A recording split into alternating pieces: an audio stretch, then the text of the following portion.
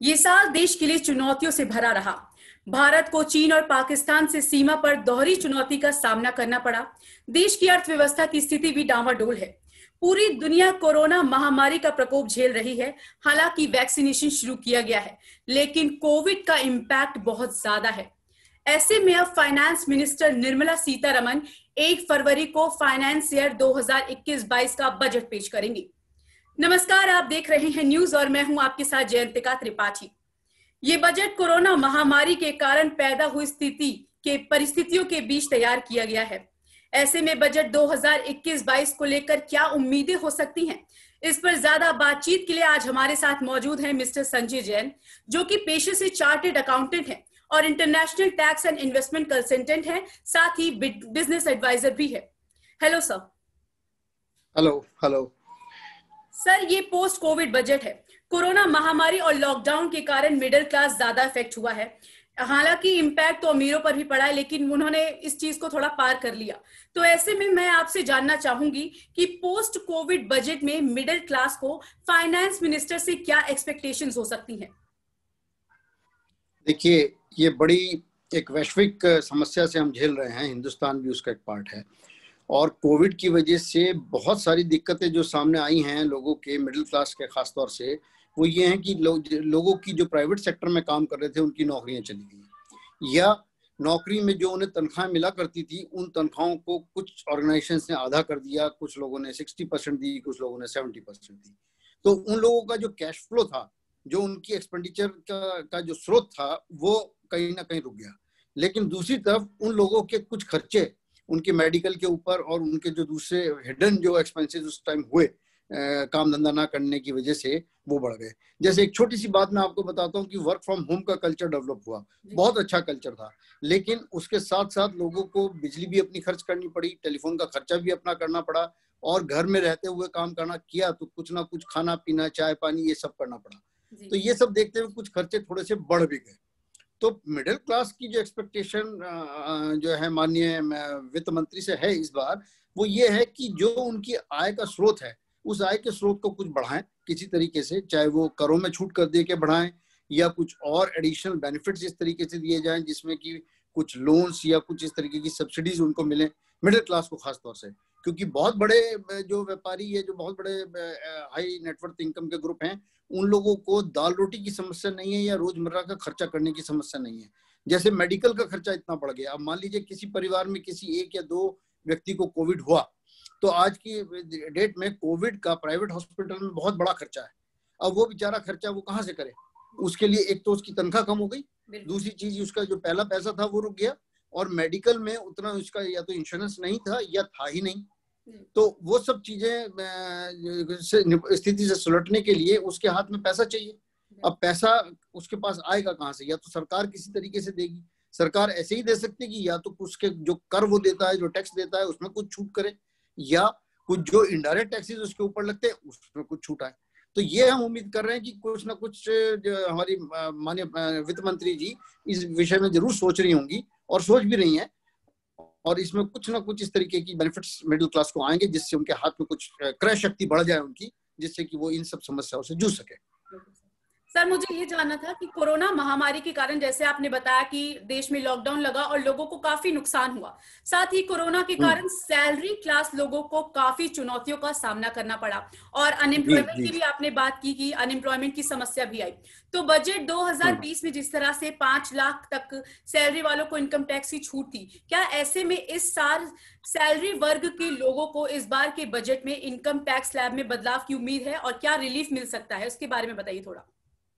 जी बिल्कुल, हम उम्मीद कर रहे हैं कि इस सैलरी क्लास लोगों के लिए इनकम टैक्स के कर के छूट की जो सीमाएं हैं वो मुमकिन है कुछ बढ़ा दी जाए, क्योंकि वहां पे जो पहला स्लैब है उस स्लैब को ही अगर एग्जाम कर दें तो उसी से काफी राहत मिल जाती है, नंबर 1। दूसरी चीज, कुछ जो छूट मिलती है जैसे 80C की मिलती है, 80D की मिलती है, या जो दूसरे किस्म की जो छूट जो दी हुई है इनकम टैक्स में, उन छूट की सीमाओं को भी थोड़ा थोड़ा अगर बढ़ाया जाए तो उससे भी सैलरी क्लास के हाथ में कुछ पैसा आए, जिससे कि उसकी परचेजिंग पावर बढ़ेगी, वो अपने खर्चे जो जरूरी खर्चे हैं जैसे हेल्थ का खर्चा है या और जो जरूरी बच्चों की फीस है या वो सब चीजें हैं उसके ऊपर वो कुछ सोच सकता है।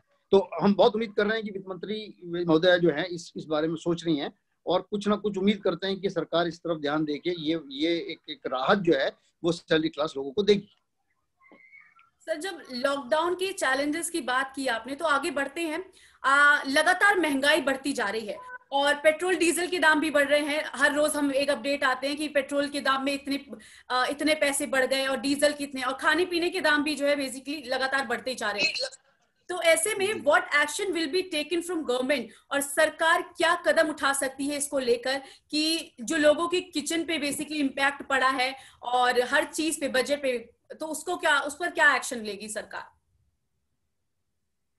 देखिए, सरकार को उस पे एक्शन लेने के लिए सोचना तो पड़ेगा, क्योंकि पेट्रोल के भाव बढ़ गए हैं और किचन का खर्चा बढ़ गया है, सब कुछ बढ़ गया है। लेकिन दूसरी तरफ हमें ये भी सोचना चाहिए आम जनता को कि सरकार इतने बड़े बड़े कार्यक्रम चला रही है। कोविड के पीरियड में भी सरकार ने इतना बड़ा काम किया कि वैक्सीनेशन का इतना बड़ा प्रोजेक्ट वो इम्प्लीमेंट किया इतने कम समय में, जिसमें मैं सरकार को बहुत की सराहना करता हूँ कि विश्व में हम पहले देश हैं जिन्होंने इतने तरीके से इतने बड़े लेवल पे ये वैक्सीन बनाई और उसका वैक्सीनेशन शुरू किया। तो देखिए, हर चीज में खर्चा आता है।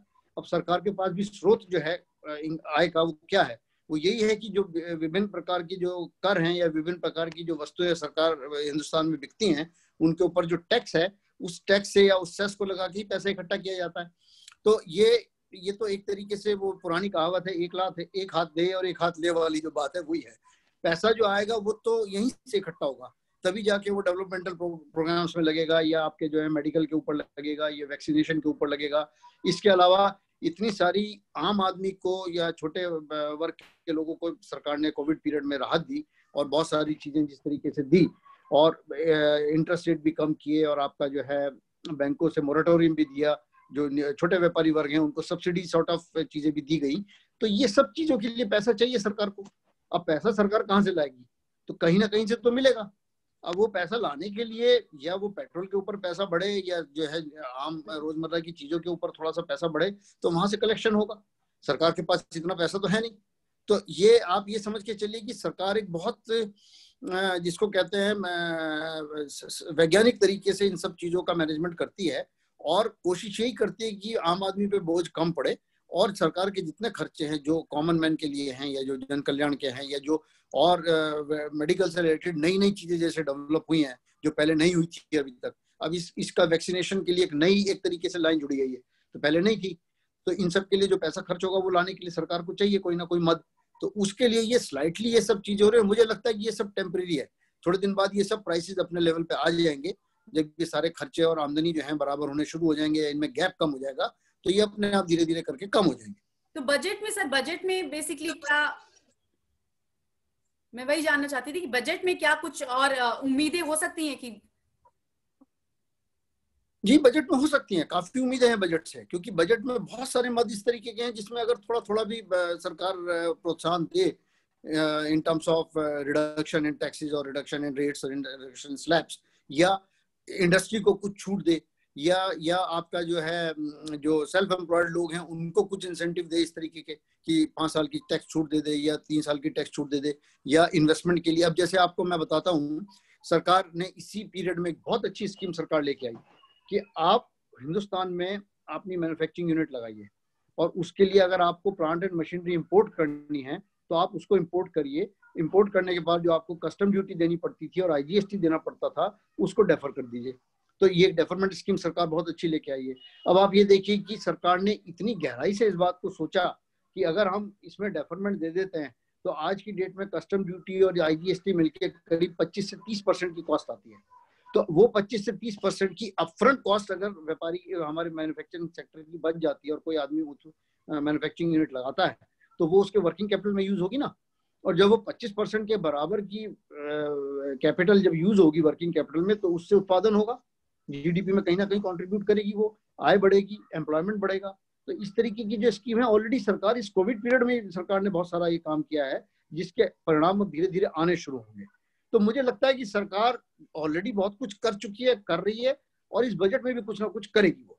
और जैसे इनकम टैक्स के रेट देखिए आप, कॉर्पोरेट टैक्स के रेट जो है कम कर दिए सरकार ने पिछले साल से। नया मैन्युफैक्चरिंग यूनिट के लिए तो 15% का ही आपका कॉर्पोरेट है, जो वर्ल्ड में सबसे कम है आज की डेट में। तो और इससे बढ़िया कंड्यूसिव एटमॉस्फेयर जो है इंडस्ट्री के लिए बनाना बड़ा मुश्किल है। तो मैं समझता हूँ कि सरकार बहुत गहराई से और बहुत ईमानदारी से इस तरफ बढ़ रही है और बहुत अच्छे अच्छे मदों में सरकार ने छूट दी है। तो सेल्फ जनरेशन, सेल्फ एम्प्लॉयमेंट के लिए भी, इंडस्ट्री के लिए भी, और डेफिनेटली जो जो मिडिल क्लास या लोअर क्लास या कामगार आदमी है या जो जो बिल्कुल नीचे का तबका है, उनका एम्प्लॉयमेंट जनरेशन के लिए भी एक बहुत बड़ा अच्छा कदम है सरकार का ये। और मुझे लगता है कि इसी से रिलेटेड कुछ चीजें और इस बजट में आनी चाहिए। सर, जिस हिसाब से आपने देखा कि पिछला 1 साल का जो दौर था उससे एजुकेशन या शिक्षा क्षेत्र में बहुत इम्पैक्ट पड़ा, ऑनलाइन क्लासेस हो रही थी और ये पोस्ट कोविड बजट है, तो ऐसे में एजुकेशन को लेकर और स्टूडेंट्स को जो पिछले साल कई सारी परेशानियों का सामना करना पड़ा, पेंडेमिक के कारण उनके कॉम्पिटिटिव एग्जाम्स इम्पैक्ट हुए, पोस्टपोन हुए, तो इस बजट में स्टूडेंट्स के लिए और शिक्षा क्षेत्र, एजुकेशन सेक्टर के लिए क्या कुछ ला सकती है सरकार? देखिए, शिक्षा की जहां तक बात है, मैं आपको बताऊं, ये तो एक स्थिति थी कि कोविड आ गया और आप फिजिकली स्कूल कॉलेजेस नहीं खोल सकते थे, तो आपको ऑनलाइन पढ़ाई करनी पड़ी। लेकिन इसका दूसरा पहलू ये भी है कि ऑनलाइन पढ़ाई करने से बच्चों का कंसंट्रेशन जो है और समय का जो उपयोग है वो ज्यादा हो गया पहले से। और मैं नहीं समझता कि इस फील्ड में या इस क्षेत्र में सरकार कुछ और इंसेंटिव दे सकती है या देना चाहिए, इसकी जरूरत है। देखिए, जो सरकारी हमारे इंस्टीट्यूशंस हैं या स्कूल्स हैं, उसमें तो ऑलरेडी बहुत सब्सिडाइज रेट पे सारी पढ़ाई होती है, ठीक। अब उसमें कोई जाके पढ़े ही नहीं तो वो एक अलग बात है। प्राइवेट सेक्टर के जहां तक स्कूल कॉलेजेस की बात है, तो प्राइवेट सेक्टर वो सेल्फ रेगुलेटेड हैं, तो उसमें भी हालांकि सरकार का दखल है कि आप एक लिमिट से ज्यादा फीस नहीं ले सकते, एक लिमिट से ज्यादा जो है फंड में पैसा नहीं ले सकते, वो सारी चीजें कंट्रोल है। तो उसमें वो फिर डिपेंड ये करता है कि जो आदमी अफोर्ड कर सकता है, तो अब भी कर रहा था, पहले भी कर रहा है, ठीक। जो अफोर्ड नहीं कर सकता तो उसकी चॉइस है कि वो प्राइवेट सेक्टर में जाए या गवर्नमेंट सेक्टर में जाए या सरकारी स्कूल कॉलेजेस में जाए। वहां उसकी निजी प्रतिभा के ऊपर भी डिपेंड करता है कि वो उसमें दाखिला ले पाता है या नहीं ले पाता। तो मेरा अपना व्यक्तिगत जो मानना है वो ये है कि शिक्षा के क्षेत्र में कोई बहुत ज्यादा ऐसा किसी इंसेंटिव की जरूरत नहीं है, एक्सेप्ट जो हायर एजुकेशन, टेक्निकल एजुकेशन या मैनेजमेंट एजुकेशन है, उसमें जो बच्चे जो विद्यार्थी लोन लेके जाते हैं, तो उनमें उनको जरूर एक लोन की सब्सिडी या रिड्यूस रेट ऑफ टैक्सेस सरकार को लाने चाहिए, और डेफरमेंट पीरियड उसका थोड़ा सा मतलब रिपेमेंट पीरियड जो है उसको थोड़ा बढ़ा देना चाहिए। लेकिन बाकी और जो चीजें हैं उसमें मेरी सलाह से या मेरे व्यक्तिगत विचार मेरे यही हैं कि बहुत ज्यादा ऐसी कोई जरूरत नहीं है। आगे बढ़ते हैं सर, देश के किसानों की बात करते हैं। लगभग 60 दिन से धरने पर बैठे हैं किसान, और किसान आंदोलन के बीच कई दफा कृषि कानून को लेकर सरकार और किसानों के बीच बातचीत ही हुई है, हालांकि जिसका कोई निष्कर्ष तो नहीं निकला। 26 जनवरी को जो देश में हुआ वो हर किसी ने देखा, ट्रैक्टर रैली में हिंसा हुई, और इनसे ये साफ होता है कि देश के किसान सरकार से नाराज हैं।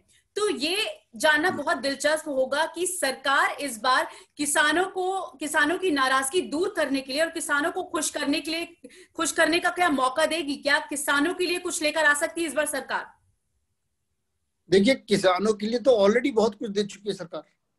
अगर आप देखें तो पिछले कोविड पीरियड में भी बहुत सारी चीजें इस तरीके की हैं कि खाद के ऊपर बहुत मदद आई थी, लेकिन आंदोलन फिर आ गई, सब्सिडी आ गई, बिजली सस्ती कर दी, बीज सस्ते कर दिए, तो बहुत सारी चीजें तो सरकार ऑलरेडी दे चुकी है। अब सवाल ये है कि ये कृषि कानून को लेके जो ये एजिटेशन हो रहे हैं या जो जिस तरीके के उपद्रव मच रहे हैं, और ये बड़ा दुर्भाग्यपूर्ण है कि गणतंत्र दिवस को लाल किले के ऊपर इस तरीके से जो हुआ है, उपद्रव हुआ है, ये तो पूरे विश्व में इसने हमें शर्मसार कर दिया हिंदुस्तान को। लेकिन जो इंसेंटिव्स या जो सरकार की तरफ से जो बेनिफिट्स मिलने चाहिए वो तो सरकार ऑलरेडी बहुत दे चुकी है। दूसरी चीज ये है कि जो कॉमन, जो आम छोटा किसान है, वो तो बेचारा इस एजिटेशन में है ही नहीं। अब अगर उस किसान के लिए कुछ करना था तो वो तो ऑलरेडी सरकार कर चुकी है। अब आप देखिए कितनी सारी सब्सिडीज उनके खातों में भी पैसे जा रहे हैं, और बीज सस्ता कर दिया, खाद सस्ती कर दी, बिजली का जो है बहुत सारी चीजें कर दी। किसान के ऋण कितने ज्यादा माफ हो जाते थे, आप देखिए अब छोटे छोटे ऋण किसानों के माफ हुए, उसमें मोरेटोरियम भी दिया गया, सब कुछ दिया गया। अब इससे ज्यादा और सरकार क्या कर सकती है? इससे ज्यादा सरकार अब ये तो कर नहीं सकती कि भाई आप जो है खेती करिए और सारा का सारा पैसा बस हमसे ले जा लीजिए। तो ऐसा तो फिर काम नहीं होगा। फिर तो ऐसे इंडस्ट्री वाले भी कल को कहेंगे, और भी दूसरे जो व्यापारी वर्ग है वो भी कहेगा। तो ये तो इसको तो जो है राजनीतिकरण हो गया इसका जो है किसान आंदोलन का। लेकिन जहां तक छोटे किसान के लिए या मझले किसान के लिए जो चीजें हैं, उसमें जितना सरकार कर सकती थी, मेरे हिसाब से, मेरा व्यक्तिगत मानना यह है कि उसमें काफी कुछ सरकार ने ऑलरेडी दे दिया, इतनी सहूलियतें दे दी हैं और वो सब चीजें हो रही हैं। आप देखिए, हर किसान का आज की डेट में जो है बैंक का खाता है, हर किसान के हाथ में मोबाइल फोन है, वो इंटरनेट से जुड़ा हुआ है। अब ये सुविधाएं सब मिल रही हैं, अच्छा फिर उसको ट्रैक्टर खरीदना है या मोटरसाइकिल खरीदनी है या कुछ कृषि उपकरण खरीदने हैं, उनका भी रेट ऑफ इंटरेस्ट बहुत कम है। अब वो भी एक अच्छी सुविधा है। वर्किंग कैपिटल जहां तक किसान की है तो वो एक साइकिल बनी हुई है। तो ये सब चीजें तो आप देखिए कि ऑलरेडी हैं। तो मुझे नहीं लगता कि इसमें बहुत ज्यादा किसानों को कुछ और इंसेंटिवाइज करने की जरूरत है इस बजट में। हालांकि हमें ये इस बात का अंदाजा नहीं लगा सकते इस टाइम की सरकार क्या पिटारा खोल दे और क्या जो है बोनांजा सरकार के लिए, मैं बोलूंगा किसानों के लिए ले आए बजट में। लेकिन मोटा मोटी जो मुझे लगता है उसमें जो सरकार दे सकती थी आम छोटे किसान मझले किसान को, उनको दे रही है। हालांकि बड़े किसानों के लिए तो जरूरत नहीं है बिल्कुल। आप देखिए जो बड़े किसान हैं, जो बहुत बड़े बड़े किसान हैं, उनको वो जो हाई नेटवर्थ हमारे इंडिविजुअल्स होते हैं, उनसे भी कई ज्यादा पैसा वो लोग कमाते हैं, उनके पास वेल्थ है, उनके पास सब गाड़ी घोड़ा सब कुछ है, तो उनको किसी सब्सिडी वब्सिडी की जरूरत नहीं है। और अब 70 साल बाद आजादी के अगर हम अभी भी सब्सिडीज के ऊपर ही जो है निगाह गाड़े बैठेंगे तो हम जो है स्वावलंबन वाली स्थिति में कब आएंगे? आप देखिए कि करके खाने वाली जो स्थिति है वो तो आ जानी चाहिए, चाहे वो किसान है, चाहे वो इंडस्ट्री है, चाहे वो जो है प्रोफेशन है, चाहे कोई भी क्षेत्र है, तो उसमें हमें आ जाना चाहिए। तो बड़े किसानों को तो मुझे नहीं लगता कि किसी सब्सिडी वब्सिडी की कहीं जरूरत है।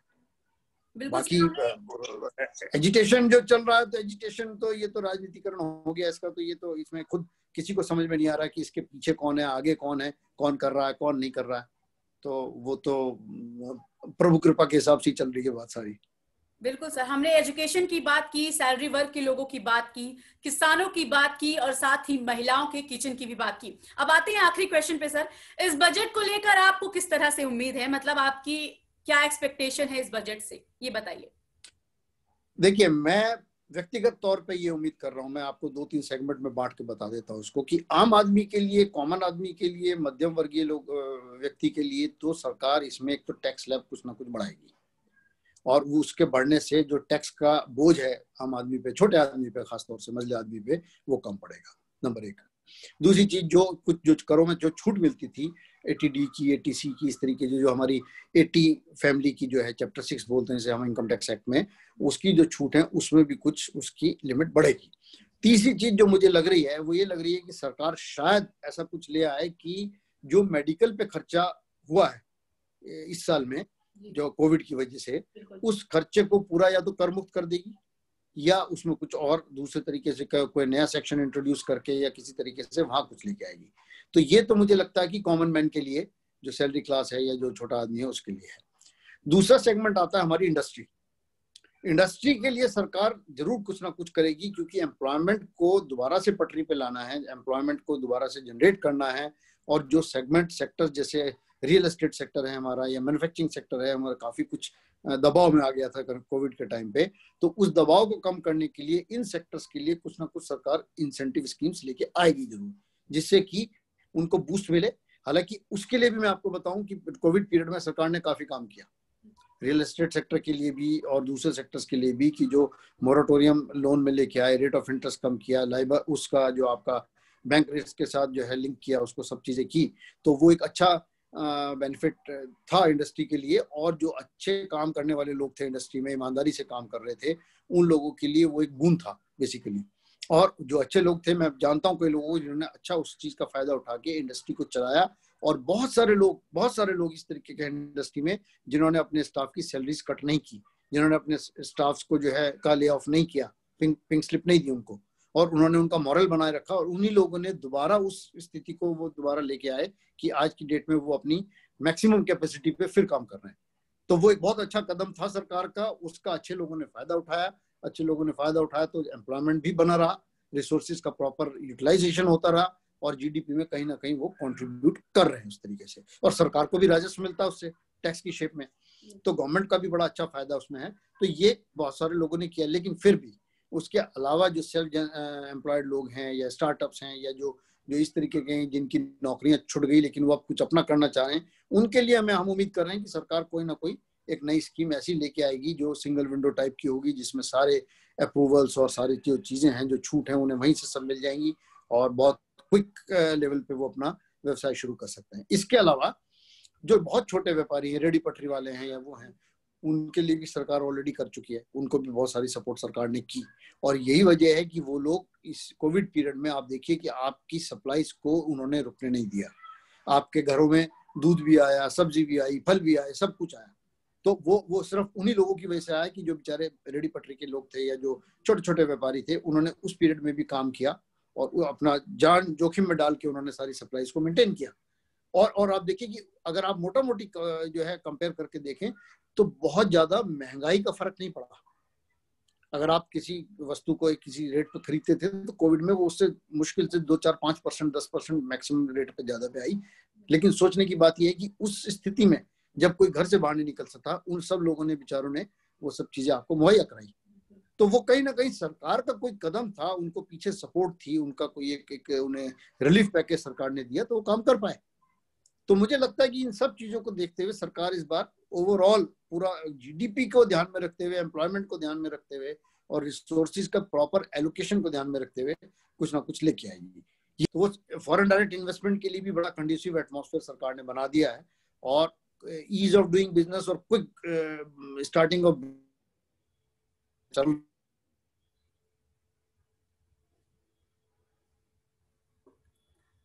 एक जो आना चाहते हैं तो वे बजाय चाइना जाने के हिंदुस्तान में अपना फैक्ट्रियां, प्लांट, मैन्युफैक्चरिंग सेटअप करेंगे। अच्छा एक स्टेप सरकार ऑलरेडी उठा चुकी है और इस पे कभी चर्चा दोबारा कर सकते हैं हम। इसमें क्या है कि बहुत अच्छी स्कीम इस तरीके की आ गई कि वर्किंग कैपिटल का फायदा इन लोगों को डायरेक्ट मिल गया due to deferment of custom duties and IGST। तो वो एक बहुत बड़ा कदम होता है और बहुत बड़ी एक रिलीफ होती है नई इंडस्ट्री के लिए कि अगर उसको इतना अमाउंट का वर्किंग कैपिटल डेफरमेंट बेसिस पे उसकी जेब में आ जाता है तो वो उसका बड़ा अच्छा फायदा उठा सकता है और कंट्रीब्यूट कर सकता है जीडीपी को एक बड़े तरीके से। धन्यवाद सर।